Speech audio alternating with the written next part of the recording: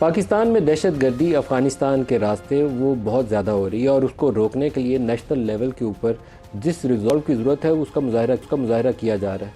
और इस मसले के ऊपर पॉलिटिकल लीडरशिप, वो हुकूमत में बैठे लोग हों या अपोजिशन में बैठे लोग हों या जो हमारे सिक्योरिटी के अदारे हैं, उसमें कोई ये अदम इतफ़ाक़ नहीं है कि हमने इसको रोकना है। इसके ऊपर पूरी कौम मुत्तफ़िक़ है कि हमें इसका मुकम्मल ख़ात्मा करना है, पाकिस्तान के बेटों को महफूज बनाना है, चाहे वो सरहद पे खड़ा वो फ़ौज का सिपाही हो, किसी पुलिस की चौकी पे खड़ा सिपाही हो, हमारे सिविलियंस हों, स्कूल में पढ़ने वाले बच्चे हों या किसी मिलिट्री स्कूल के अंदर वो कैडेट्स हों, सबकी हिफाजत पाकिस्तानी रियासत की ज़िम्मेदारी है। और अफ़गान रास्ते से दहशतगर्दी आ रही हो या वो इंडिया वाली जानिब से आ रही हो या इंडिया की मदद से अफ़गानिस्तान के रास्ते पाकिस्तान पर हमले हो रहे हो, सबको रोकना ये एक नेशनल लेवल के ऊपर इस कौम का वो जो अव्वलीन हदफ होना चाहिए वो यही है कि इस दहशतगर्दी का खात्मा करना है। तरीक़ाकार के ऊपर बहस हो सकती है कि हमने इसको कैसे रोकना है। टीटीपी की इस वक्त सूरत हाल ये है कि अफ़गान हुकूमत जो है वो उसके ऊपर हाथ खड़ा कर देती है कि हम इसके ऊपर सख्ती नहीं करेंगे, क्योंकि 15-20 साल 25 साल वो इसी टीटीपी के लोगों के मेहमान थे इन्हीं ट्राइबल एरियाज़ के अंदर। तो अब उनके ऊपर तो हाथ डालने पे तैयार नहीं है, उनकी कैपेसिटी के भी इशूज़ हैं और वो हाथ डालने पे भी तैयार नहीं है।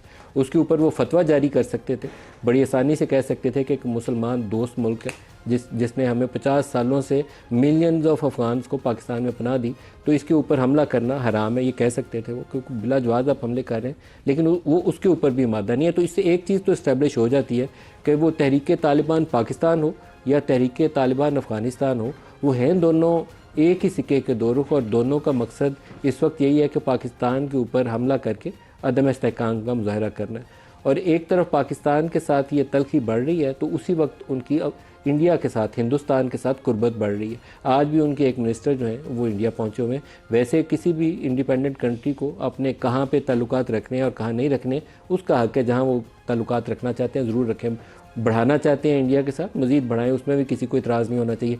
लेकिन पाकिस्तान की कीमत पर नहीं। पाकिस्तान में अगर दाखिली अदम इस्तेहकाम इस सबब हो रहा है कि अफ़गान सरज़मीन इस्तेमाल हो रही है और पाकिस्तानी बॉर्डर एरियाज़ के साथ साथ जितने उनके करीबी डिस्ट्रिक्ट्स हैं वहाँ पर टीटीपी की पनाहगाहें हैं और वहाँ इंडिया की फ़ंडिंग की मदद से और उसके वो जो मास्टर माइंड्स हैं वो भी इंडियंस हैं, कहीं ना कहीं उसको टारगेट देते हैं कि जाफ़र एक्सप्रेस पे अटैक करना है या एफसी का हेड क्वार्टर है इसके ऊपर जाकर हमला करना है, और असला वो अमरीकी इस्तेमाल करते हैं। इस वक्त ऐसे अजीबोगरीब डायनामिक्स है पाकिस्तान के मुखालिफ कि वो असला अमरीकी इस्तेमाल करते हैं, पैसा और उसकी जो इंटेलिजेंस है वो इंडियन इस्तेमाल करते हैं और सरजमीन अफ़गान इस्तेमाल करते हैं और हमला पाकिस्तान के ऊपर करते हैं। तो हमें नेशनल लेवल के ऊपर एक बाकायदा कम्प्रिहेंसिव स्ट्रेटजी के साथ जाना चाहिए और अक्रॉस द बोर्ड पॉलिटिकल जितनी लीडरशिप है सारों को ऑन बोर्ड लेना चाहिए। इस वक्त अगर कोई मुखालफ में आवाज़ें आती हैं पीटीआई के लोगों की या केपी गवर्नमेंट से आती हैं कि वो कहते हैं कि डायलॉग करें, तो उनको भी इंगेज करें। रियलिटी जब लोगों के सामने रखी जाए तो कोई पाकिस्तानी ऐसा नहीं होगा जो इस चीज़ से मुखालफत करे कि ये हमला हुआ है तो हमें इसको रोकना है। इसको सारे तैयार होंगे कि हाँ इसको रोकना है, इसका सदेबाब करना है। तरीक़ाकार के ऊपर सिर्फ बहस हो सकती है कि पहली तरजीह कौन सी है और दूसरी तरजीह कौन सी है। तो हमें नेशनल एक्शन प्लान को बाकायदा एक अपडेटेड शक्ल में उसके ऊपर डायलॉग करके उसको नेशनल लेवल पे इन्फोर्स करना चाहिए और उसको लेके आगे बढ़ना चाहिए। तो आज के प्रोग्राम में इस इशू पर भी बात करेंगे। इसके अलावा 28वीं आइनी तरमीम, उसके ऊपर आजकल बहुत शोर होता है। ना उसको मुकम्मल तौर पर यह कहा जाता है कि हमने 28वीं नहीं लानी, ना ये बताया जाता है कि उसके अंदर क्या लाना, लेकिन मुख्तलिफ उसकी शक्लें जो है सामने आती हैं। एक उसका जो अवलीन टारगेट नज़र आता है वो NFC अवार्ड है, और NFC अवार्ड के ऊपर इंटरेस्टिंगली पाकिस्तान तहरीक इंसाफ बहुत एक्टिवली उस चीज़ की खुद हामी है। खुद इमरान खान उस चीज़ के हामी थे कि इसको दोबारा से मुतवाज़न बनाने की ज़रूरत है, क्योंकि इस वक्त उसका टिल्ट सूबों की तरफ वसाइल का बहुत ज़्यादा हो गया, जिससे वफाक के हाथ बहुत तंग हो गए हुए, डेट सर्विसिंग और डिफेंस के लिए भी पैसा नहीं है। तो इसके ऊपर भी आप इंगेज कर सकते हैं, जिसपे मुख्तलिफ ख्याल जो सियासी जमातें हैं एक मेज़ पर बैठ के आगे बढ़ने का रास्ता दे सकती हैं। इसके अलावा नए सूबों के ऊपर बहस हो रही है। उसका जो अभी तरीक़ाकार यह है कि जब तक कोई सूबाई असम्बली 2/3 मेजोरिटी से करारदाद पास नहीं करती तब तक आप आगे नहीं बढ़ सकते।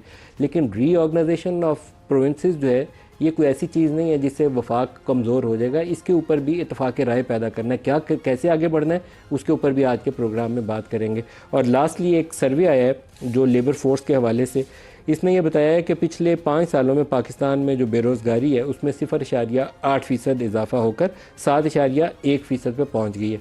वैसे तो ये बज़ाते ख़ुद नंबर बहुत अलार्मिंग है, लेकिन मेरा ख्याल है कि बहुत अंडर स्टेटेड नंबर है। ये मैं सारी उम्र इकॉनमी पे रिपोर्ट करता रहा हूँ। पिछले 5 सालों में जितनी मैंने अबतरी पाकिस्तान की इकॉनमी में होती देखी है तेज़ रफ्तारी के साथ, वैसे 30-35 सालों से हमारा डाउनवर्ड ही ट्रेंड है। हम कभी ऊपर की तरफ आए नहीं है। 1 साल समझने लगते हैं तो 2 साल फिर नीचे को लुढ़क जाते हैं। लेकिन अभी जो सूरत हाल है अनएम्प्लॉयमेंट की, ये वर्स्ट पॉसिबल जो सिनारियो है ये वो है। आपके पढ़े लिखे जो बच्चे, माँ बाप सारी उम्र लगा कर, पूरे पाकिस्तान में शायद साउथ एशिया सारे में कुछ ऐसा ही रुझान है कि माँ बाप सारी उम्र 2 चीज़ों पे ही लगाते हैं, बच्चों को पढ़ाने में और एक अपना घर बनाने में। और इस वक्त पाकिस्तान में ये दोनों काम मुमकिन नहीं है। ना वो बच्चों को पढ़ा सकते हैं और ना वो अपना घर बना सकते हैं। और जो सारा कुछ लगा के अपने बच्चों को पढ़ा लेता है उसके बाद उसको जॉब नहीं मिलती। तो ये 7.1% नंबर बजाते खुद इसके ऊपर सेनेट और नेशनल असम्बली को बहस करनी चाहिए, डिबेट करनी चाहिए। लेकिन ये नंबर खुद इसके दुरुस्त होने पे भी मेरे डाउट्स हैं, क्योंकि मेरा ख्याल ये है कि अनएम्प्लॉयमेंट का जो करंट लेवल है उससे बहुत ज़्यादा है। तो इसको ऊपर करने के लिए कई तरीके होते हैं। वो इंजीनियर्ड नंबर निकाल लेते हैं, इनफॉर्मल सेक्टर में कितनी है, डोमेस्टिक वो जो अनपेड वर्कर्स होते हैं उसको ऊपर ले जाते हैं। देहातों के अंदर वो जो खेतों में काम करने के लिए अगर घर का कोई औरत या बच्चा मदद करता है तो उसको भी वो इनफॉर्मल सेक्टर में डाल के तो ऊपर ले जाते हैं। तो मेरे उसके ऊपर थोड़े से खदशात हैं कि ये नंबर लार्जली अंडरस्टेटेड है।